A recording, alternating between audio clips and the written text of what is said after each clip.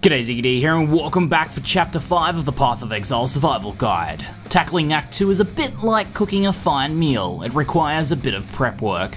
So in this chapter, we finally dice up the first few zones, marinate a side quest or two, and season a corrupted side area. So why don't you sit back and enjoy a drink while I'll take you on a Rayclastian culinary adventure. Welcome back, guys. Now that we've killed Mervale, we can head on into Act 2. You'll notice that if you leave the Mervale fight via a portal, or if you log out at that point, that you'll be back in Act 1, but you don't actually need to progress through into the next zone. You'll automatically unlock the waypoint into Act 2. By killing the boss at the end of an act, you unlock the ability to move into the next act. So we can simply take the waypoint here from Act 1 using these tabs into Act 2, and we can start off in the Southern Forest. So now things are getting a little more tropical here in Rayclast. If you haven't already, make sure you set up your AoE ability to be the most powerful again. So I've linked my sleep to my added fire damage and life gain on hit once again, since we're mostly going to be fighting groups of enemies again. So from here, we're going to head through. This is a straight line zone, essentially. You can just move through. There's water on one side and a cliff on the other, so it's very difficult to get lost in here. Here you'll be fighting Blood Apes and Blood Chieftains. These are not particularly dangerous enemies one by one, but when you do get surrounded by a massive pack of them, you can take a large amount of damage from very rapid series of small hits. So the key is to use your A abilities to blast them all down. They have very low life, so they go down very quickly. A thing that you'll notice about Blood Apes is that they'll run away when you attack them. Now, it's not necessary in Path of Exile for you to kill every single enemy in every zone while leveling. So when Blood Apes run away from you, which they tend to do fairly frequently, then the best thing to do is just to move forwards. They'll start chasing you again naturally. I'm going to grab that Greater Life Flask because we need that. They'll start chasing you again naturally, so once there's a large enough group of them once again, so you can just essentially train them through the zone like this, you can just group them up again, and then AoE them all down in one go. And then they'll run away from you, and you can continue the trend moving through the zone, just killing them as they group up. Now, another thing you'll notice is that these Blood Chieftains, these larger fellas here, will actually beat their chests occasionally and summon down additional Blood Apes from the trees. So if you can try and position yourself to focus those guys down first, then there'll be less Blood Apes to deal with as well. Now, I'm going to clear out the rest of these apes here for a second because I want to note that we are now level 14 on our character, and from level 12 onwards, a new tier of life flasks becomes available. So there's a couple things you can do. You can just keep an eye out for them if your current flasks are doing reasonably well, and maybe you have some of them magically rolled, and large life flasks will carry you through until like 15 or so without any problems. But generally speaking, the sooner you can upgrade, the better, because again, flask upgrades are a big power increase. You can see here this is 250 life over 7 seconds for the large, and then this next one here, the greater life flask, is 360 over 7 seconds there. So we can go ahead and put that in and swap that out there. And if I don't have all of these upgraded, I'm at the latest, I would suggest upgrading these via the vendors once I get into the Act 2 town, which we're heading towards now. So I've encountered a couple red blades and some magical blood apes at the same time here. This should be some very nice XP and loot here, and shouldn't be at all difficult to deal with our life gain on hit and flask use if we start to drop any life. Gotta keep my mana up there, but you'll see that we took those down, no worries whatsoever, and you saw the massive boost of experience I got there. I got a level and then like another almost 15% just from that one pack right there, so you can see the kind of like the XP potential of champions, aka those blue monsters there, those magic monsters, and how much XP they give. So the other mob type you'll be facing here are these snakes in here, these kind of like chaos damage spitting snakes. These guys use a ranged attack that does a non-elemental other damage type that we've only encountered in a couple of scenarios so far. One being Uzbek Bloom's Chaos Degeneration, you may recall earlier on. Well, these guys use it as a projectile attack, and rather than being a degeneration, it's actually a solid hit. Now, if you're playing a spellcaster and you happen to be using a lot of energy shield gear and maybe don't have a lot of life, remember that that chaos damage will cut through your energy shield. Now, it does deal some physical damage on top of that, so you'll notice my energy shield goes down, but some of the chaos damage will actually travel through and go through to my life as well, so energy shield a little less effective against their attacks. Still, that said, they're not particularly dangerous, and as long as you kind of like keep moving, sidestep their projectiles, it's very easy to avoid most of their damage. Gonna allocate my level here, and we managed to pick up Barbarism. Barbarism's a really nice node that I'll take a second to explain. It gives, in addition to maximum life, it also gives some fire resistance, which makes gearing a little easier. Now in Path of Exile, it's not really necessary to get too many resistances in the passive tree. You can get away with gearing up your character almost exclusively through gear as far as resistances are concerned. You can get all of the resistances you'll need through gear. But that said, while leveling, getting some resistances on the tree on nodes that are already somewhat decent can make your character a little easier to gear and a little easier to progress. The really important point about this node is that 1% to maximum fire resistance. Now, resistances in Path of Exile are capped at 75%, so once you get over 75% fire resistance, it actually doesn't go any higher. Your effective resistance stays at 75%. There are a couple ways, only a few ways in the game of increasing maximum resistances, and these sorts of nodes are one. Barbarism is one, increasing fire resistance. There's also one at the top of the tree here, over here on Unnatural Calm, that increases lightning resistance. And then there's also one over here on the right-hand side of the tree in the Ranger area that increases cold resistance over here, Survivalist. Now, 1% increased maximum fire resistance doesn't sound like a lot, but it's the sort of thing that any percentage increase in your maximum resistance makes a big difference in the amount of actual damage you're taking. Let's say you're taking 100 points of damage, and then your resistances are pretty much always at 75% when you're moving through the game. When you're later at endgame, hopefully resistances are as close to capped as possible when you're moving through more difficult content. Then you go from taking 25 points of damage to 24 points of damage. So you're not really going to notice this much while leveling, but it's the sort of thing that will make a big difference later on. Nonetheless, very nice passive node. Eventually you'll make your way to a camp in this area. There's this kind of like little, it looks like these guys have been doing some banditry from the looks of things, and these guys are indeed a series of bandits there. Nothing really to say too much about these particular bandits though, they just use regular physical melee attacks, nothing too hard to deal with your AoE abilities at this point.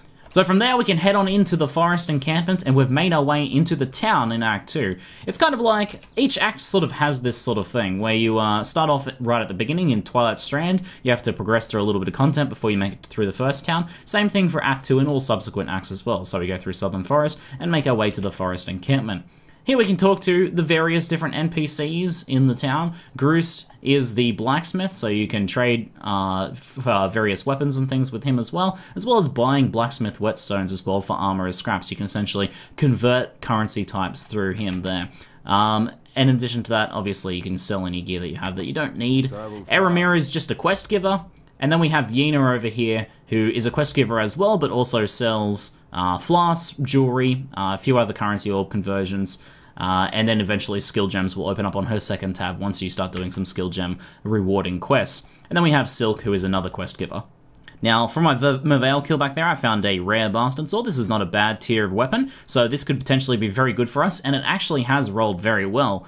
So this thing, 22 to 43, we got a nice increased physical damage on this weapon here that I think we crafted earlier on. And then this time we have 24 to 39, pretty comparable. Much better attack speed though at 1.47 attacks per second, and then bonus cold damage on top of that. Now, because we're using things like added fire damage, which gains physical damage as extra fire damage, we want high physical damage weapons, and two-handers are much better as physical damage weapons anyhow.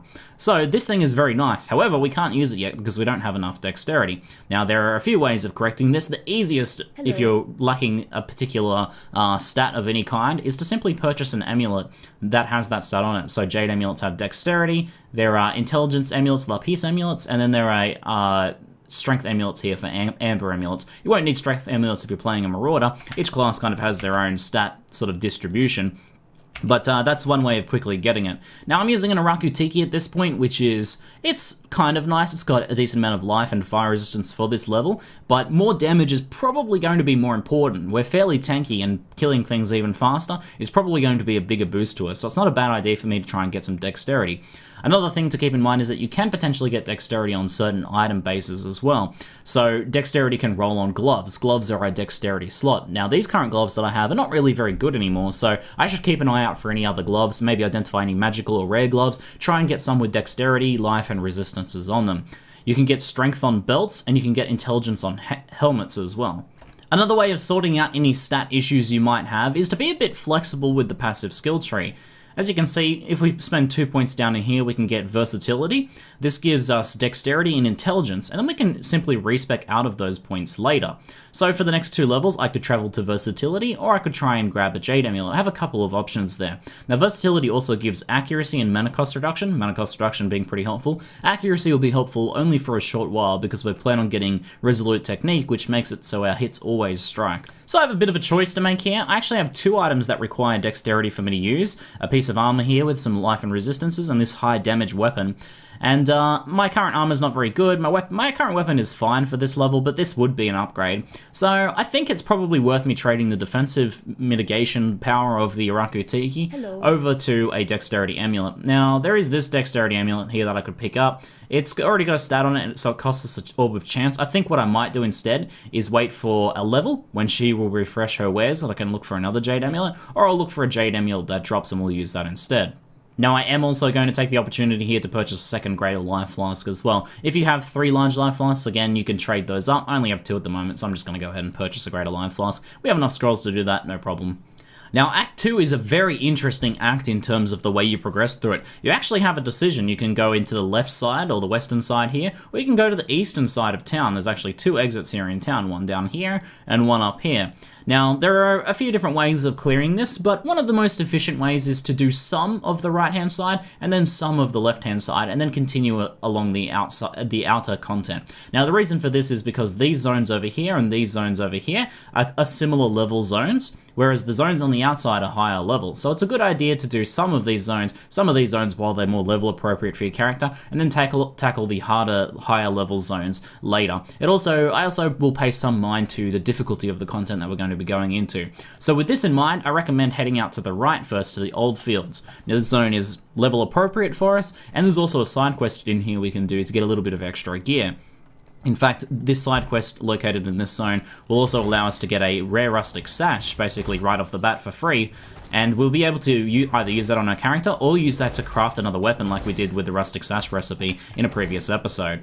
So we have a few enemies we've already encountered here, Goatmen and monkeys, and then we also have these animated golems here. These guys just hit pretty hard with physical damage attacks, nothing too much to talk about. Some of them will actually roll over your character. They have a sort of a pseudo-charge attack that'll roll through your character and deal some damage. We also have these swiping bears here. These ones are hairy bone crushers. There's a whole bunch of different sort of variety of these bears with different abilities. These ones use a cleaving attack, which is an AoE attack, and they also can use Enduring Cry, which makes them more mitigative of physical and elemental damage. You can see those endurance charges were floating around him briefly for a second there.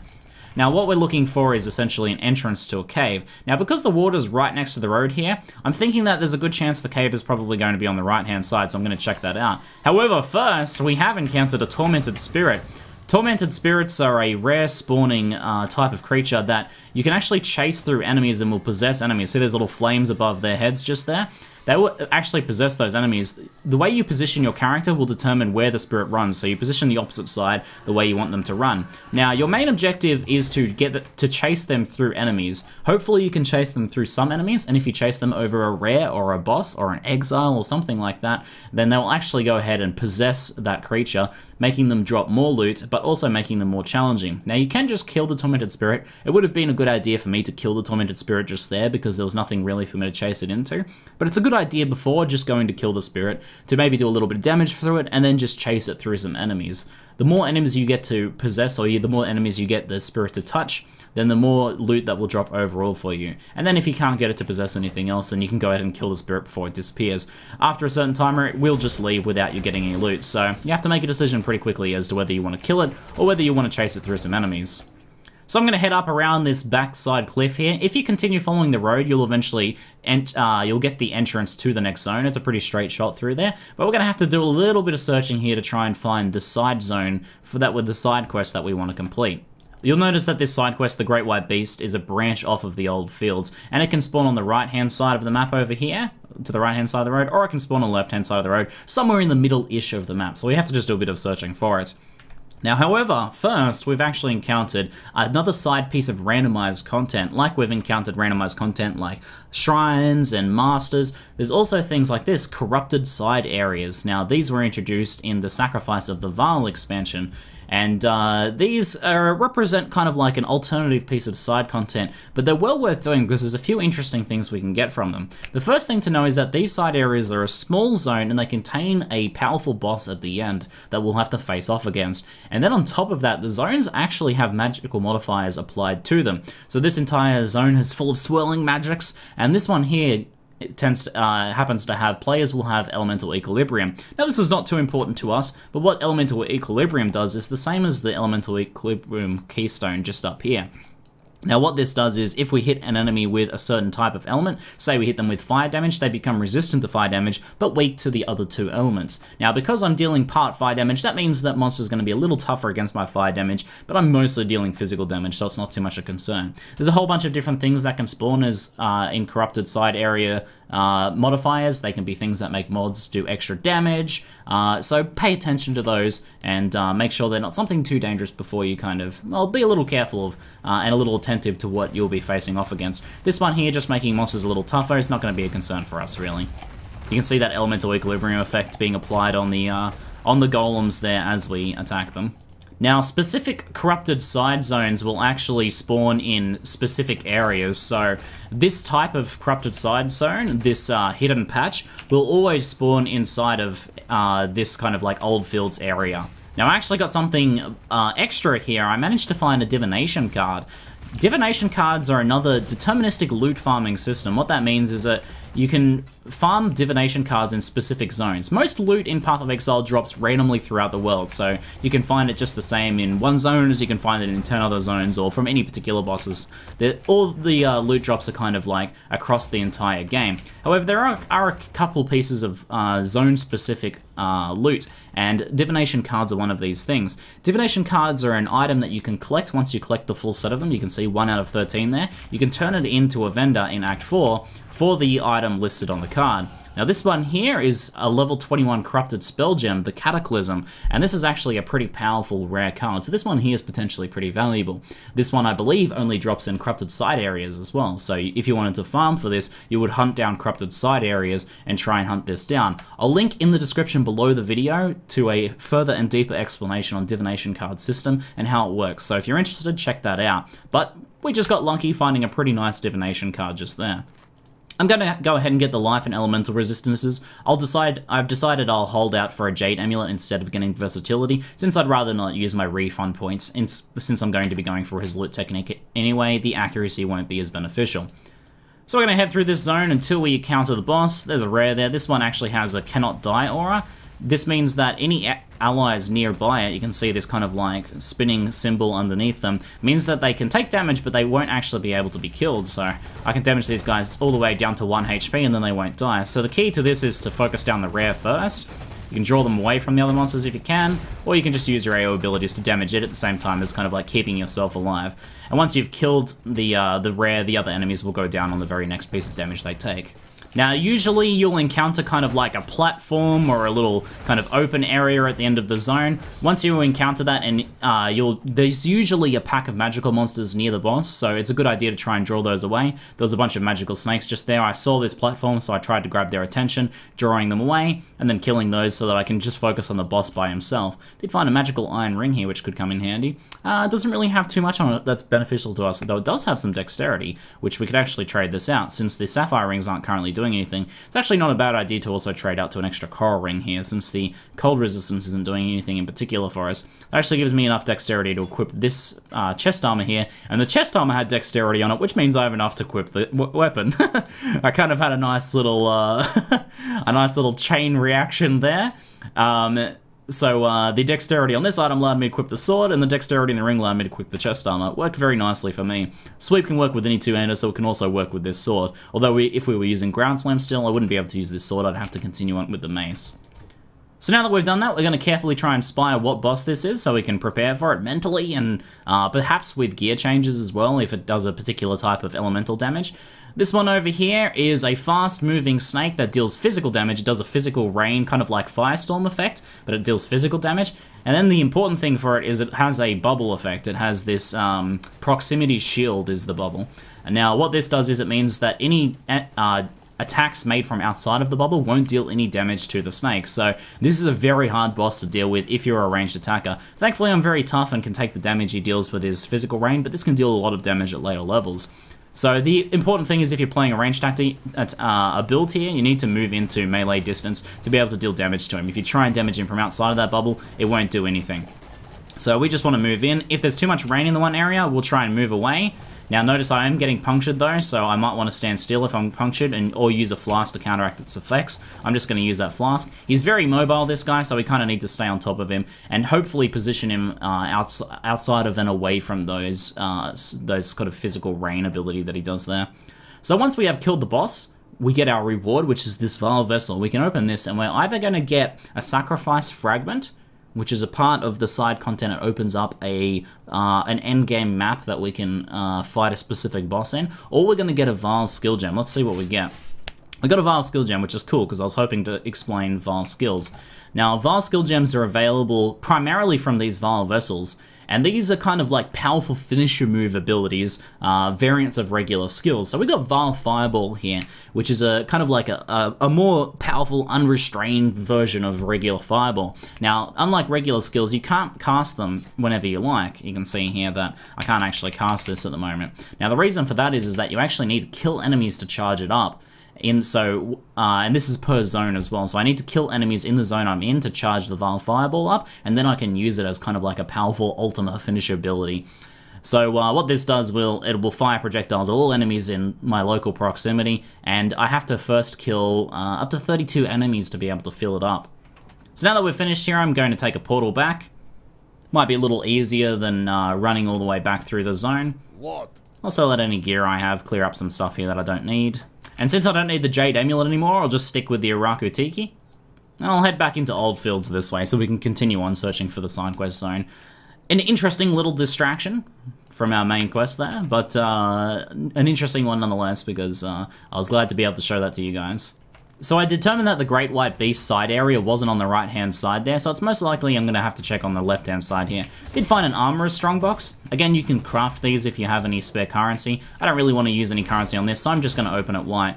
Remember, they do burst out a bunch of monsters when you click on them, so we're going to use our Leap Slam to escape and prevent us from taking damage from being surrounded by a bunch of monsters there. You can see our new sword's doing tons and tons of damage, so we're not going to have any problem crushing enemies for a while. So here we've encountered the den. We can go on and head on down. Managed to be up on the left-hand side there. I feel like I mostly encounter them on the left-hand side. This zone can have a few little kind of dead-end areas. It's it's a bit of a pain to be able to tell which one is the dead end, so we're just going to pick a side and we're going to follow along one of the walls until we kind of find out whether it's a dead end or where we want to be heading. A few more bears in here. These ones don't do anything in particular. You'll notice as I kill these, the Vile Fireball fills up. So if you're using any particular Vile skill that you've picked up, then as you kill enemies, it will consume their souls and fill itself up. So I'll try and show you how this one works, just out of interest for you guys. Now this is a spell, and I'm not a very good spellcaster, so it's not going to be very effective. You can see I can't even really level it up to level 3 because I don't have enough intelligence to be able to actually do so. But nonetheless, I'll show you guys how it works. Because Vile skills are pretty cool, and if you do find any, you should give them a go, because they can often be, some of them will be able to be worked into your build. You can use them as cool, powerful leveling skills. Things like Vile Stormcall, for example, is a very powerful leveling skill. If you find like a Vile Burning Arrow while playing a bow character, that can be very strong. So they're fun skills to check out, and they can actually be a very strong addition to any build. They're not mandatory parts of many builds, but for some builds, they are very nice to enhance your character. So this is a rare Artisan Strongbox here. Artisan Strongbox drop currency types like this, things that improve the quality of items. So armorers, scraps, blacksmiths, glass bulbs, baubles, and so on. We want to identify this just to make sure that it's, just to see what challenge we're going to be facing for the most part. This one has freezes, which is somewhat dangerous because it'll actually freeze us for a few seconds, meaning that we will potentially take a lot of damage without being able to defend ourselves. Thankfully, I have a Dispels Freeze Flask here, this immunity to freeze mana flask. I'll be able to activate this to dispel that freeze as soon as I click on the lockbox, so I'll go ahead and do that. And then we also have guarded by Rogue Exile, so we're going to get a Rogue Exile encounter here as well. I actually can't recall if we've encountered a Rogue Exile in this series, so I'll go ahead and explain Rogue Exiles. They are actually kind of like a little mini PvP encounter. It's like another player, but it's controlled by the AI. So they're another Exile. They use Exile skills just like us. We could encounter someone that would use fireballs and Vile Fireballs and things like that. So they can be dangerous little encounters. They don't usually have a lot of health, but they can do a lot of damage, and they also drop a lot of loot. So this should be a fun one here. What I'm going to do here is I'm actually going to chuck my decoy totem down, and then I'm going to click it, pop my freeze removal flask, and leap slam out of there. I'll probably leap slam this way and run down this way so as to not get trapped. Let me refresh my decoy totem there. Alright, let's try and get out of there. Oh, I got pinned! Okay, so the Rogue Exile we've encountered is a one of the Archer Exiles, Aura Greengate. She does Rain of Arrows attacks as well as some barrages. The barrage is kind of like a directional attack. We can sidestep that. The Rain of Arrows we can try and avoid. There's a bit of a delay before it lands. We've encountered that in the past. However, she also uses a Vile Rain of Arrows variant, which actually pins you to the location, so that can be a little dangerous if you're surrounded by enemies. So I'm going to clear up these other enemies first, and then we'll deal with Aura Greengate. She's not too hard for me to avoid her damage if I kind of just like keep moving. If I keep sidestepping, I'll avoid most of her attacks, and I can actually clear up all these additional monsters and then take her down. So let's go up. We can chuck down a decoy totem there, and we can use our single target attack. We do tons of damage at this point, so not a problem. What's really nice about Rogue Exiles is that they drop a full set of items. Because they're kind of like another player, they drop a chest armor, they drop gloves, they drop 2 pieces of, 2 rings, an amulet, so it's a great way of kind of like bolstering your loot. So you look at that, I found a topaz, a sapphire, a belt, an amber amulet. I probably don't really need the belt. We could check it for life and a resist though. A nice, potentially good sledgehammer there. So a pretty nice collection of loot. And they're also a good source of like white items to craft as well. You can check for items with good sockets and so on.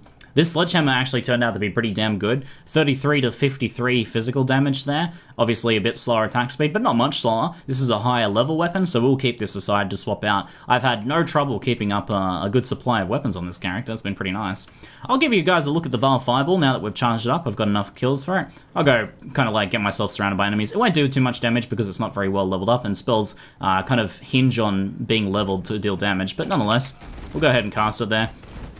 And you can see it doing its Spinneroonie unleashing of a bunch of fireballs, so they can be pretty cool, and they can do a lot of damage if they're on an appropriate character, who's appropriately geared, and if they're appropriately leveled if they're spells as well. So I have no reason to use Vile Fireball. I'll keep it aside, maybe for another character, or I could potentially sell it to another player. I don't think Vile Fireball is not really worth much, but some Vile skills can be high demand. Found another lockbox here. I actually have a couple spare transmutations, so I'll chuck a transmutation on this so we can maybe get some extra monsters to kill or some extra loot. This one rolled Firestorm. Remember that you can get 1 negative and 1 positive thing on a magical lockbox. So Firestorm's our negative. We'll go ahead and use an augmentation there to get a positive thing. Rarity, it looks pretty impressive, but the base rarity of chests and things in this game is not very high, so it will maybe have a chance of dropping an extra rare or 2, but it won't be a big difference. We'll go ahead and use our leap slam to get out there and clear these guys up. He just dodged out of the way of that firestorm there, but it did drop an extra rare for us, maybe due to that rarity, perhaps. We'll grab that rustic sash. This is actually 24% rolled as well. I'll check that out. 10 life. I'll take that. I'll take that. My fire resistance is currently pretty good at 55%. We don't need too much higher than that for leveling at this point. Not really encountering a lot of fire damage either. The life is more useful, and the increased physical damage will increase our overall damage. I got another Haku mission. I'm gonna quickly blast through this thing. We've already done a Haku mission in the past, so we'll do this mission nice and quickly, run through the gauntlet, retrieve the spirit, and make our way back.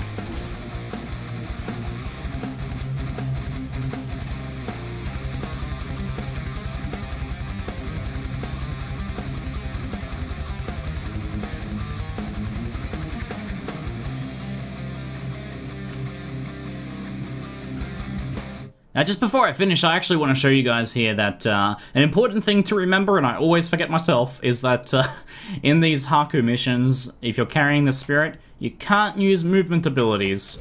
If you leap slam, or lightning warp, or flame dash, or any movement ability, you'll actually drop the spirit, and it's very embarrassing when you have 1,000 people watching you on a live stream and you leap slam halfway through the zone and drop the spirit and have to go all the way back for it, do the walk of shame. So don't do that. Remember not to use those movement abilities when escaping. You have to just pump those little legs and run out of there. There's some more Haku experience for us. We'll go talk to him in town soon because he may have some interesting kind of things to offer us. Now, eventually, you'll finally make your way to an endpoint in the zone where you'll encounter the Great White Beast. This guy just hits pretty hard and has a lot of life, but he's no trouble for us to deal with here. We'll use our AoE abilities to clear up the ads, and we'll use our single target ability to beat him down into submission. Now, once you kill the boss, you can actually click on the Old Fields exit here, and it'll teleport you to a kind of like a pseudo-randomized area in the Old Fields. It actually teleported us over to this side here, and then from here we can continue our way through the zone, head back to the road, and make our way through the rest of the zone into the next zone. Now, as you progress along the road, you will eventually encounter the zone boss for this zone. Nice! This is a... I've been told this is a geology joke.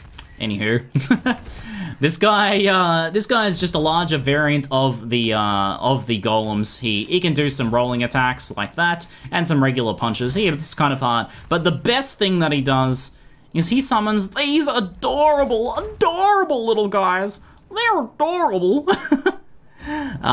Cute little rock golems. Oh my god, they're so tiny. But kill them mercilessly just the same.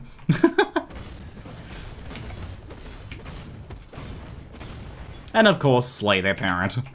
Eventually, you'll find the entrance to the Crossroads, which is a very appropriately named zone. We're gonna continue down the road here in the Crossroads, slaying any bandits we come across. No worries for us, sweeping, cleaning things up. Some of the bandits you may encounter now will have ranged attacks. These guys here use burning arrows. Same deal, any ranged attacks are easy to dodge by staying mobile. There are some cool pieces of lore scattered around this zone if you want to explore and experience some of that. Some of these, like these old houses and stuff, have a bunch of different etchings and things you can read. Nice kind of like flavor to the world there to check out. So I recommend if you guys doing your first playthrough to check those out. Eventually you'll reach the actual crossroads here, which I'll explain where we'll be going later. But first we're just going to be taking the waypoint back to town because we're kind of done with this side for now.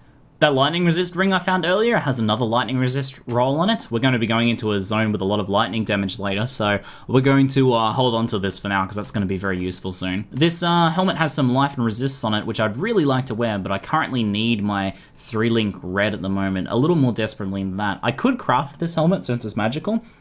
Hope to get some extra life on it, or I could keep an eye out in the blacksmith here or for other drops that have 3-linked red. I could get away with 2-linked red, or maybe even 2 items with 2-linked red, but I would ideally like to have another 3-linked red to keep my main attack as powerful as possible.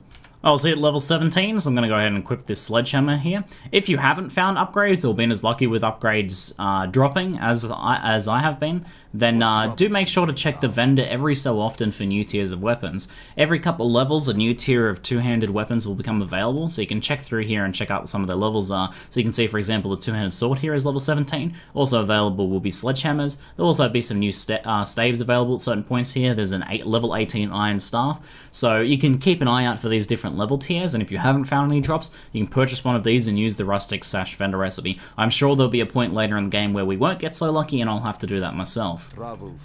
Since we've killed the Great White Beast here, we can talk to Yena, and she'll give us a choice of belts. Now, as kind of like, as any physical damage dealing character, we want to take this rustic sash because it has a double value to us. We can wear it for a while if it's good, and then we can use it in the rustic sash vendor recipe to craft a more powerful weapon.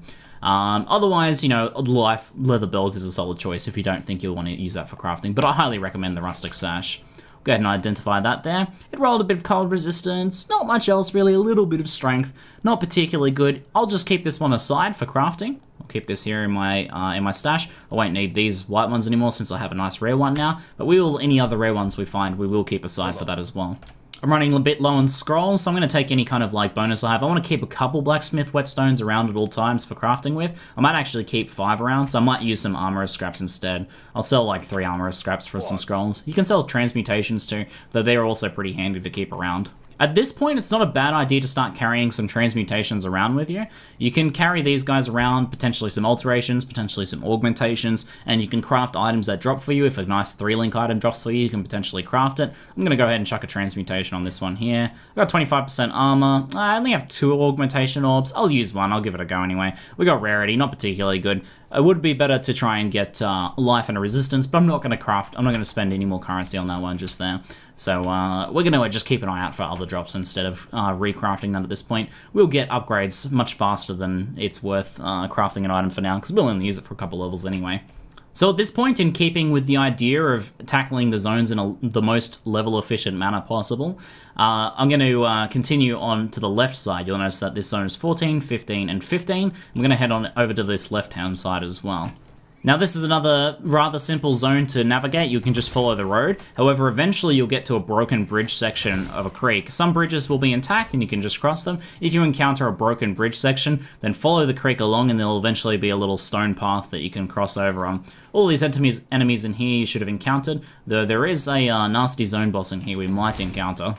Here's a log bridge for us. Once we cross the log bridge, we're going to head straight back to the road to continue progressing through this zone. As a bonus tip, if you find a thin enough part, you can actually just leap slam across the creek as well, or lightning warp or flame dash if you have any of those abilities. Whirling Blades characters kind of get left behind a bit. They can't cross gaps like that. Now eventually you'll find a section of the road with a crumbled section, and then on the other side will be the waypoint, so we can grab the waypoint from here. Now once we have the waypoint in the Riverways, we're actually going to take the waypoint and go back to the crossroads. However, first I'll show for you guys the zone boss of this zone. Okay, so after like 10 minutes of hunting him down, I finally found for you guys Cal Floxfly. This guy, I always run into him accidentally, except when I actually go looking for him. I can't seem to find him. Nonetheless, I finally found him. This guy's a nasty example of a bandit archer. He has a whole bunch of different abilities which can be a little tough to fight against. First thing is, he uses Bear Trap. Bear Trap is a nasty ability. Get that in your head. Bear Trap is nasty. It deals a large amount of physical damage and pins your character to the location. The duration of the pin is based on how much damage is dealt to your life. So if you're not as tanky as my character is currently, or if you're fighting him in higher difficulties, then it can pin you in location as well as dealing a large amount of damage. Now that's dangerous if you're surrounded by other monsters. Being pinned in locations, obviously, it can be a death sentence. And then it also deals a good chunk of damage on top of that.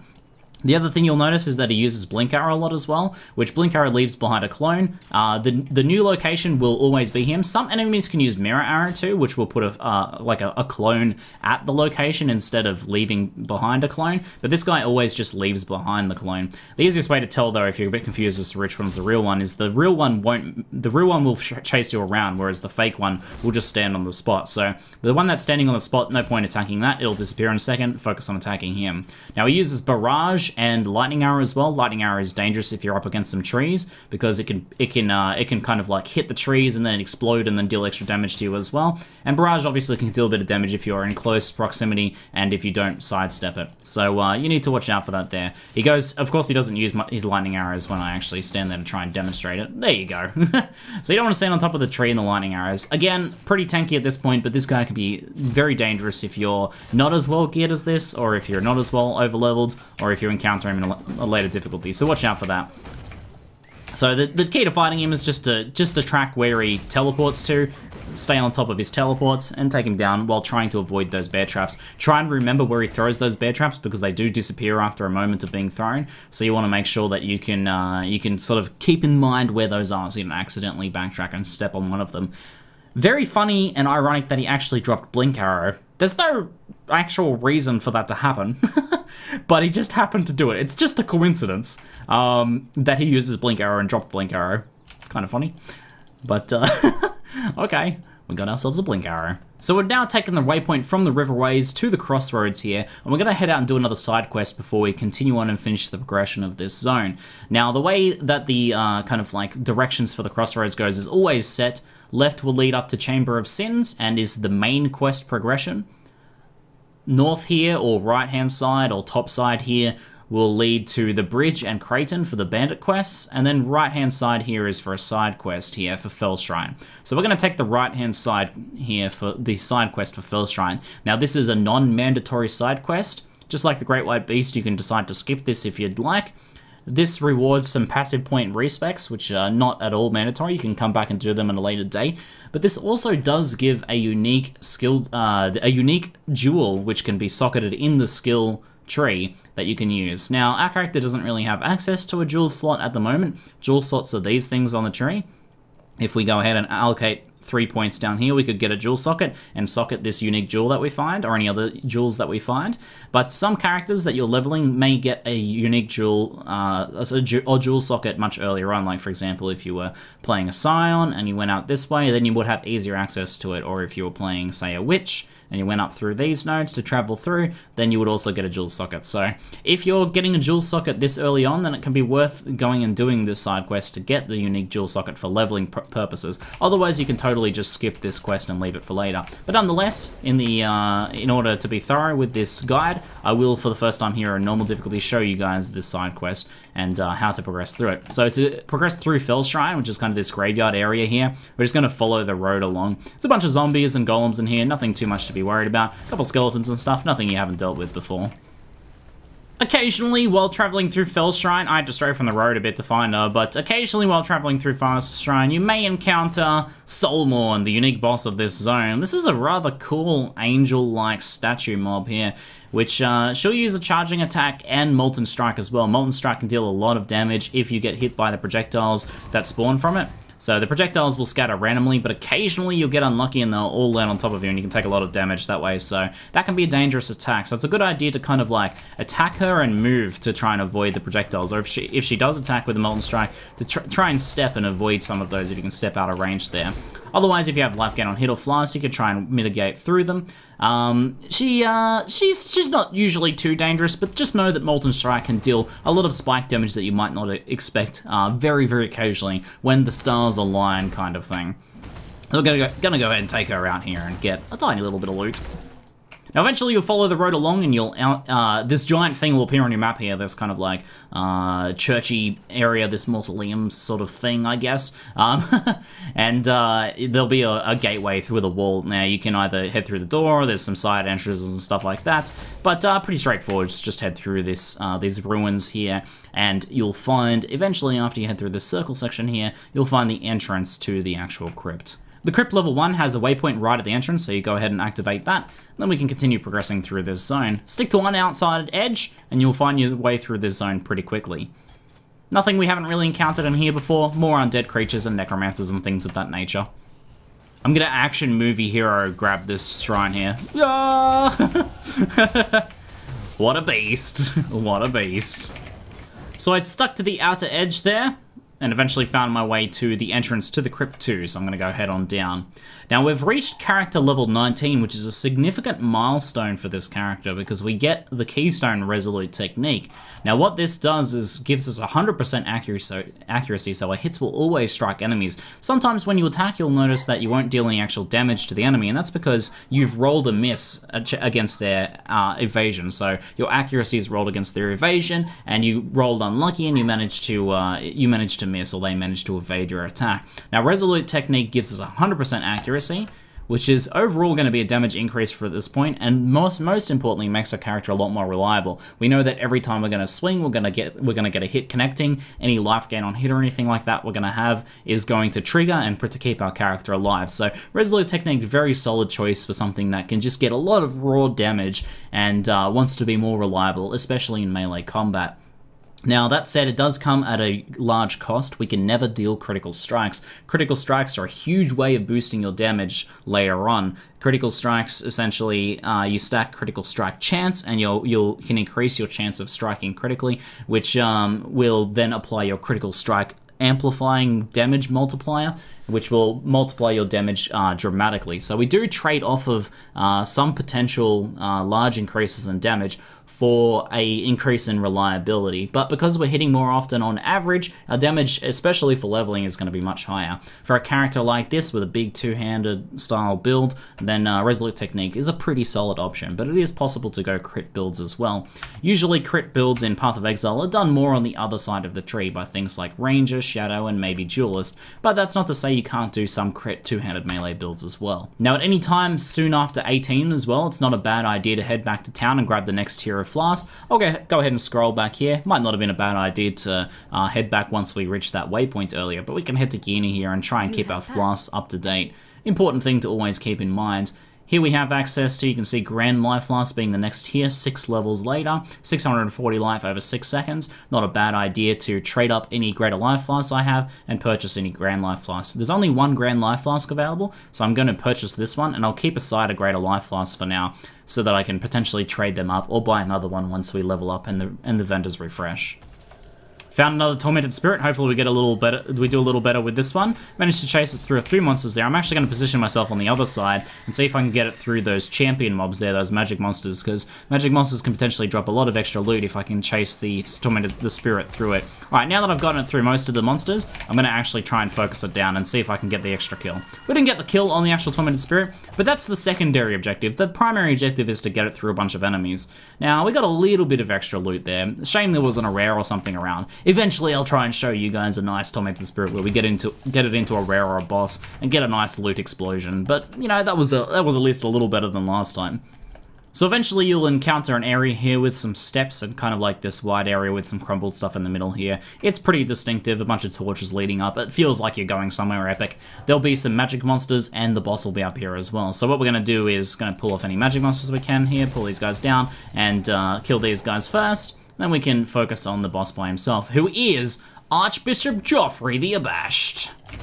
Now, we'll take out any spiders that spawn. A bunch of spiders will crawl up in a bit of an ambush fashion. Joffrey himself is not particularly dangerous. He does curses with vulnerability and temporal chains. He only curses with one of those at a time, but temporal chains slowing us down, vulnerability making us more susceptible to physical damage. He is also curse immune himself, which is not relevant at this point, but later on, in later difficulties, you won't be able to curse him. Nonetheless, he's not particularly dangerous.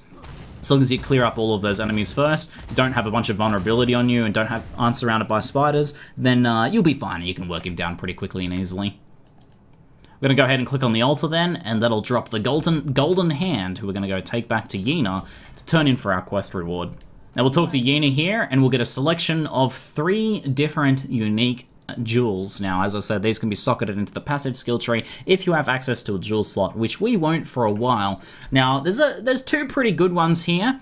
Survival Secrets is probably the best of these 3 jewels in general. 3 mana regeneration per second is very strong. The elemental damage is kind of, yeah, it's okay. But the 3 mana regeneration per second is very potent effect, and it can help you sustain skills on basically any build while leveling. So this is a very nice one to get. So if you're unsure, get Survival Secrets, and you can use it to help support your leveling either on this character or on another character in the future. These don't have any level restrictions on them, so you can use them on a very low level character as long as you have access to a jewel socket.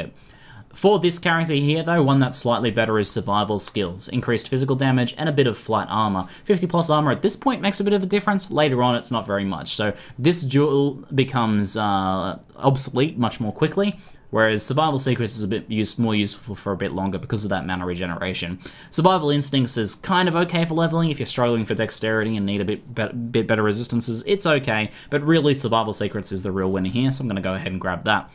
Once you take that, you'll get a Book of Regrets, and you can go ahead and activate that for 2 bonus passive respect points. We'll go ahead and keep our jewel aside here to potentially use later. So guys, that is it for the preparation of Act 2. We've done all the little side quests and set up all the waypoints we need to progress into the later parts of the act. And that will be it for Chapter 5 of the Path of Exile Survival Guide. I hope you guys enjoyed it, and as always, if you have any questions or comments, leave them below the video. That's it for now. I'm ZiggyD, and thanks for watching.